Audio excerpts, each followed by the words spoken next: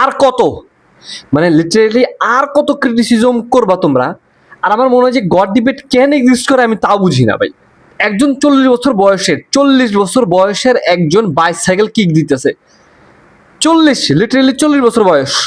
আমি তোমাকে বারবার বলতেছি ওর রোনালদোর বয়স 40 বছর বয়স, একজন প্লেয়ার ফুটবলই খেলে না, তুমি আমার একটা প্লেয়ার দেখো 40 বছর বয়সে এরকম স্কোর করতেছে, দেখাও যে 40 বছর বয়সে ফুটবল তো দূরের কথা, ফুটবলের কথা চিন্তা ভাবনা করতে পারে না, ওরকম সিচুয়েশনের মধ্যে একটা প্লেয়ার বাইসাইকেল কি করতেছে এবং ওয়ার্ল্ড কাপের জন্য প্রিপারেশন নিতেছে। আর কত ক্রিটিসিজম করবা ভাই?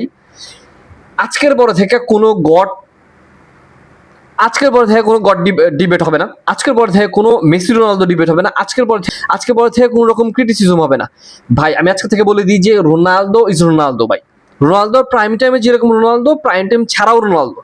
আর এটা নিয়ে বারবার ডিবেট করে নিজেদের বোকামি, আর এটা সবসময় নিজেদের মানে এটা বোকামি, মানে নিজেদেরকে সবসময় ছোট করার মতো যে মেসি রোনালদো বেস্ট, মেসি এই বয়সে এসে এই স্কোর করতে পারবে না ভাই। বা আমি যদি বলি রোনালদো মেসির মতো হইতে পারবে না, রোনালদোই সিম্পল।